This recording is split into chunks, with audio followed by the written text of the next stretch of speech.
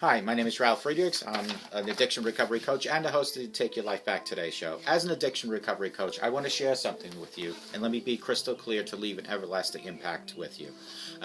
Just imagine being buried alive. You're in a coffin, but you know you're not dead. You try to open the lid of the coffin, but the enormous weight of the coffin prevents you from doing that. You just think you're going to die. But then you think, maybe if I bang on the lid, somebody might hear me. And the earth will start unsettling, and maybe they'll start digging their way down to help me. This is what it's like to find yourself on drug and alcohol abuse. You know you need help. You know you can't find help on your own, but you don't know where to turn. In reality, there are probably people standing there waiting to help you, but you just think you're going to die. Usually, though, people that abuse drugs and alcohol don't think about death. They're great at repressing the fear of death. With this, I want to ask you, isn't it time for you to reach out and let someone help you today? Let me help you at 844-405-HELP, and let me help you take your life back before your life is gone. Larry Geis from the Geis Academy, 516-458-2741, 516-458-2741, and Larry Geis is an addiction recovery coach. He's a life coach like I am. Him and I always tell people, it doesn't matter where you came from. It doesn't matter where you've been. What matters is that you're looking for help today. And Larry will take you from your addiction to your recovery, from your depression to happier times, from your low self-esteem to higher self-esteem. Larry and I are standing by for you to get help. You can find him at www.odysseyconsultant.org, www.odysseyconsultant.org. Larry Geis from the Geis Academy will help you take your life back before it's too late. Today, we have a special guest with us. We gave him a nickname because of his age, and his nickname is Shortstop. Shortstop, say hello to my audience. Hi. Shortstop and I are going to talk about SAD, which is Students Against Destructive Decisions, also in combination with MAD, Mothers Against Drunk Driver. And Shortstop over here is going to be asking me questions, and I'm going to answer them. These are questions that you, my audience, you younger people, you kids, have sent in to www.TakeYourLifeBackToday show. So Shortstop, I had him put on a hat because we don't want him to be identified because of his age, but verbally he will be talking. He'll try to cover up his face as much as possible. And Shortstop has been on this show before, about a year and a half ago. Shortstop was much shorter, but now he stopped. So here he is. Shortstop is going to start asking me questions. Let me first read this, okay, Shortstop? I need to read this first, okay? Frequently asked questions from young people like Shortstop. All right, Shortstop, ask me the first question. Go ahead. Why is age of first use of alcohol so critically important? Good question, Shortstop. And Shortstop, you need to speak up on your next question. Kids who start drinking alcohol before the age of 15 are 5 times more likely to develop alcohol abuse or dependence than people who first used alcohol at the age of 21. A study published in Archives of Pediatrics and Adolescent Medicine showed that 47% of those who began drinking at the age of 15 alcohol dependence at some point in their life, compared to 9% of those who began at the age of 21 were more likely to become alcoholics. So that was a very good question, Shortstop. Please ask me another one, Shortstop. Can you get addicted even though you only do it once in a while? Yes, you can, Shortstop. Now listen up. This is for Shortstop and all the audience members that are out there that are below 21.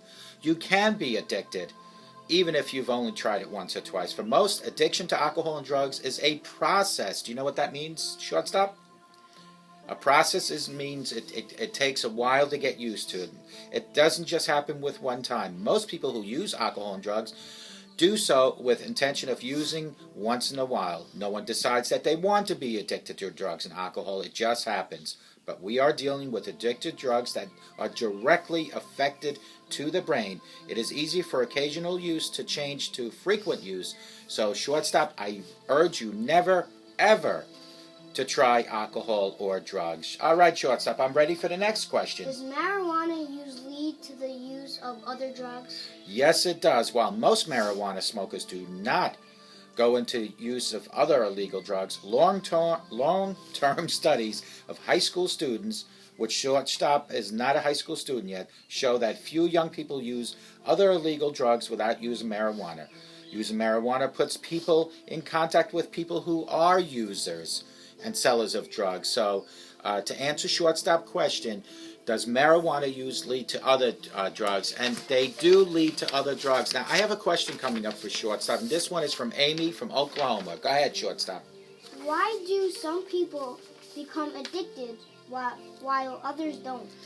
Good question, shortstop. And Amy, to answer your question, risk factors for becoming addicted to alcohol and drugs, like other conditions and diseases, vary from person to person. But the common risk factors include genetics, your family history, age, when you started drinking or doing drugs, and family abuse, neglect, and traumatic experience, and social environment, including access to alcohol and drugs, and 4 types of drug uses. So that, Amy, that was a good question. And we have another question. This one is from Matthew from New York, and shortstop. Matthew wants to know, go ahead and ask me the question. Should I be concerned about prescriptions drugs when the real problem is the illegal drugs like cocaine, heroin, and meth? Yes, that's a good question. And I will tell you, although people like my age group and my wife, who are 55 or so, we take prescription drugs from a doctor. But however, you can, and I repeat, you can get addicted. As a teen, you should be concerned about alcohol and all other drugs that are legal and illegal. Recently, there has been a significant increase in non-medical use of prescription pain drugs among young people. In fact, after marijuana, the next 3 most commonly used drugs by young people, a little older than shortstop over here, is Vicodin, Oxycontin, and Adderall. I have another question, and this one comes directly from Washington State, from Susan, and she asks, go ahead, shortstop. I thought drinking and driving was the only alcohol-related risk for college students. Oh, no, Susan. An estimated 1,900 young people under the age of 25 die each year from alcohol-related motor vehicle crashes, and approximately 600,000 college students are unintentionally injured while under the influence of alcohol. Approximately 700,000 students are assaulted by other students. Shortstop, you know what that means when other students assault you? That means they beat you up, right? Shortstop, are you there? Yeah. Is shortstop sleeping? Okay, this one comes from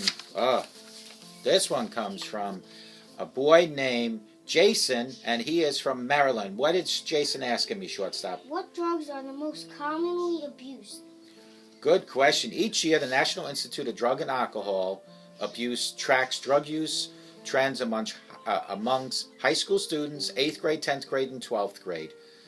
The following is a list of most commonly abused drugs that these young folks, a little older than shortstop, use. Marijuana, Adderall, Vicodin, tranquilizers, cough medicine, sedatives, and hallucinant drugs. This next question, shortstop, does not have a person directed. Go ahead and ask me. Can a person be too young to become addicted to alcohol and drugs? Never too young. Even you, shortstop, if you started using alcohol and drugs, even you at a young age can be addicted. And research and experience show that the younger someone starts using alcohol and drugs, the greater chance they have of becoming addicted. The next question is coming directly from Florida, and this one is from, I can't pronounce the name, it looks like Jorge. All right, Jorge, shortstop, read Jorge's question. Marijuana is just a plant. Is it really that dangerous? Yes, it is. Marijuana is a plant, but it's a real health consequence, including drug addiction. While some people think marijuana is a harmless drug, actual experience and real science show differently reality. More teens are in treatment with primary diagnosis of marijuana dependence than for other illegal drugs combined, and when used, very dangerous. This next question comes from New Jersey, from Tony. Go ahead, shortstop. How do I know if I or someone close to me is addicted to alcohol or drugs? The short answer is, if you or someone close to you is having a problem with alcohol and drugs, they continue to use it, it's time to get help. But shortstop, I have a question to you. What does it mean to get help? Who should you tell if you know that a friend or something is addicted, who should you tell? Who's the first person that lives in your house you should tell? Your parents? Absolutely. Good job, shortstop. Okay, so this question comes from Washington, D.C., and this one is from, how do you pronounce? Randy. Okay, shortstop, go ahead. Are alcoholism and drug addiction genetically inherited? Research shows that the risk for developing alcoholism and drug addiction runs in families. You know what that means, shortstop, when it runs in a family, right? Yeah. It means if your father drinks, you might end up drinking. But just because it's genetic doesn't mean that the child or the children will become alcohol and drug addicted. Only what it means is it's a greater chance. Go ahead, shortstop. Next question. Can alcoholism and drug addiction be treated? Yes, alcoholism and drug addiction can be treated. Drug addiction treatment programs can help a person stop drinking and using drugs. Treatment has helped millions of people stop drinking and drugging, rebuild their lives, and live a happy, long life and a great recovery system. This next question is from Penelope from Portland, Oregon. Go ahead, shortstop. I think prescription drugs might help me feel better. Is it okay to use them once in a while? What do you think is the question there, shortstop? No. Absolutely, shortstop. You're right on top of things. You or your friends might think prescription drugs are safer than alcohol or illegal drugs because doctors prescribe them, but these drugs can be just as dangerous. When prescription drugs are used without prescription, they can be as dangerous as drugs or alcohol in any other fashion. You can die from abusing drugs and alcohol. You absolutely can die from that. Next one. Okay. Shortstop, I have this question and this one. Okay? No, I'm sorry. This one and this one. Just these first two. Just the question. What is a standard drink of alcohol? A standard drink of alcohol is 12 ounces of beer or cooler, 8 ounces of malt liquor, 5 ounces of wine, and 1.5 ounces of a shot. Now, let me explain to you. A bottle of beer is about 12 ounces. So think about this, folks. If you're drinking 2 or 3 beers, you will be drunk. Now, 8 ounces of malt liquor is a cup. Is a cup. So there are 2 cups in a pint. And last but not least is the wine. As an adult, a man should never have more than 2 drinks. A woman shouldn't have more than 1. Okay, shortstop. The last question comes from Sandy in upstate New York. How does alcohol leave the body? Alcohol leaves the body in many different ways. One of the ways it can leave is just from time itself. Another way is from sweating. Another way is from producing possible incoming food and then reproducing the alcohol levels to leave your body. So there are many ways to relieve yourself. Also, when you urinate is another way to relieve yourself from the alcohol. But here's the thing, folks. And shortstop, this is what I want to tell everyone out there, including you. The best way to prevent alcohol from leaving is not to have it come into your body in the first place. And that same thing applies to drugs. We, as parents and grandparents, need to educate our children and our grandchildren never ever to utilize any drugs and alcohol. Shortstop, I don't want you to look in the camera. What I want you to do is wave. Let everybody know exactly where you are sitting. Go ahead and wave. Shortstop is right there. He was a great helper. He read these questions. Now, Shortstop is a young person, so these questions were pretty hard. But listen, if Shortstop is willing to help me doing these videos, I am asking you, if you're watching me, for your children and your grandchildren's sake, please educate them, because what you put into your children is what you're going to get out. Now, if I sat here and I smoked in front of Shortstop and I drank alcohol and I used profanity in front of him, don't you think he's going to think it's okay for him to do it? It's not okay. You need to lead by example. Be the hero that Shortstop wants a grandparent or a parent to be. With this, I ask each and every one to have the best day of your life. I pray that you all have a sober day for the rest of your life. And I also pray that you all educate your children, your grandchildren. Let today be a new start for a better tomorrow for them. May God bless each and every one. Shortstop, say goodbye to everybody. Bye.